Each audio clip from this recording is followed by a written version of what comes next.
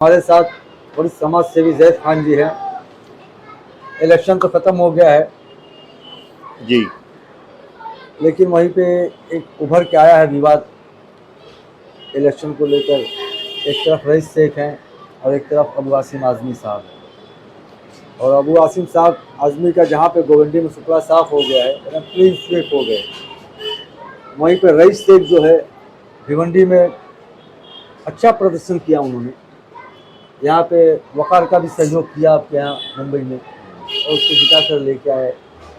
तो इसको आप किस तरह से देख रहे हैं? देखिए जावेद भाई, आपने जो बात की, मैं थोड़ा सी तारीख के पस मंजर में जाऊंगा। आपने वो सिराजुद्दौला का नाम सुना है, जो अंग्रेज़ों के साथ एक महाज पर लड़ रहा था। बहुत बड़ी हुकूमत थी, बंगाल, उड़ीसा, बिहार, वो सारी उनकी हुकूमत में आती थी वो सारी चीज़ें। सिराजुद्दौला की जो फौज थी ना, 50,000 फौजियों की फौज थी। और अंग्रेज़ों के पास सिर्फ 3,000 फौजी थे। लेकिन अंग्रेज़ों के पास गद्दार थे, मीर जाफर और मीर सादिक जैसे गद्दार थे, जिनका साथ लेकर सिराजुद्दौला को शिकस्त दी गई। अच्छा, उसके बाद में वो मीर जाफर और मीर सादिक का नाम तो है, लेकिन वो बहुत दिनों तक जिंदा नहीं रहे। आप अगर हिंदुस्तान की सियासत को देखें तो चिराग पासवान बिहार से, उन्हें जीरो कर दिया गया तारीख के पन्नों पर। मतलब बहुत से सियासी लीडरों को जीरो किया गया, फिर वो उभर कर आए। बीजेपी एक मरतबा दो MP थे, आज वो हुकूमत कर रही है। तो ये तारीख देखो, सियासत है ना, किसी की ख़त्म नहीं होती। लोग है ना, अपने आप को जाहिर करते हैं, बताते हैं। बहुत ताकतवर लीडर है ना आप। समाजवादी की पीठ पर आपने अपनी बिल्डिंगों को बनाया। आज कांग्रेस की पीठ पर देखिए, कांग्रेस कितनी भी मुर्दा हो चुकी है ना, तो उसका एक वोट बैंक है। अगर आप में बहुत ज़्यादा ताकत और सलाहियत थी ना, रानी बाग में जिस तरीके से आप उछल रहे हो, तो आप में बहुत ज़्यादा सलाहियत थी तो अपने पैनल से आज़ाद लड़ाते। आज आपको मतलब ठीक है, ऊपर वाले ने धन दौलत शोहरत सारी चीज़ों से नवाजा है। आपकी खूबसूरती को देखकर, आपकी ताकत को देखकर कोई भी सियासी पार्टी आप पर लपक जाती है। ठीक है, तो मतलब क्या है, वफादार बनना बहुत आसान है, लेकिन गद्दार बनना उससे भी ज़्यादा आसान है। शोहरत दौलत और ताकत तो मिल जाती है, लेकिन एक चीज़, जो बाज़मीर लोग होते हैं ना, वो इन चीज़ों को कभी नहीं भूलते, एहसान को नहीं भूलते। एहसान जो होता है ना, वो कभी नहीं भूलते। जिसने तुमको सियासी दुनिया में पैदा किया, कहाँ से आपने शुरू किया, कहाँ पे ख़त्म, कहाँ पे चल रही है। आपके चेहरे की वो तमाम मुस्कुराहटें देखिए। कोई शख्स, वो कहते हैं ना लैला मजनू की, वो जो हम स्टोरी सुनते हैं कि मजनू को लोग पत्थर मार रहे थे, लेकिन उसको एहसास नहीं था। लेकिन उसके महबूब ने जब फूल मारा तो वो उसकी मौत हो गई। तो अबू आसिम और रईस शेख का जो रिश्ता था ना, वो बहुत करीबी रिश्ता था। एक दौर वो भी आया कि अबू आसिम ने अपने बेटी की नहीं सुनकर रईस शेख को मतलब उसको बढ़ावा दिया, फौकियत दी। तो उन रिश्तों में जब दरार पड़ती है ना, तो वो रिश्ते हैं ना, बहुत दर्द देते हैं।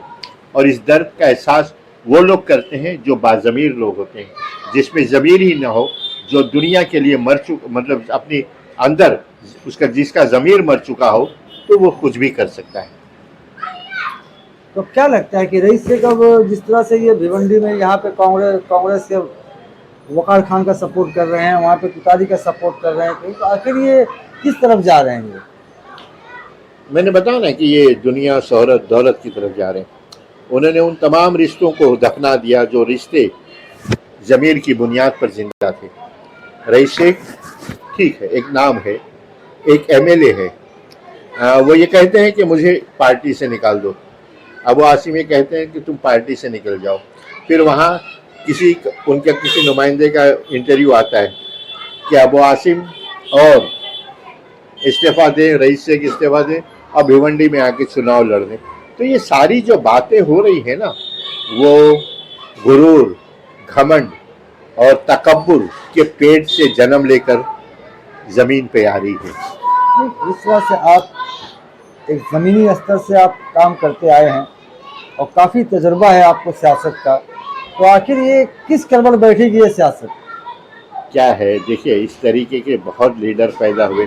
समाजवादी पार्टी देखिए जो 1992 के बाद, मैंने तो अबू आसिम का वो 30 साल दौर देखा है ना, जो लोग 30 साल दौर की कहानियां दोहरा रहे थे, गुनगुना रहे थे, आज वो कहाँ चले गए वो ठीक है, वो एक अलग बात है।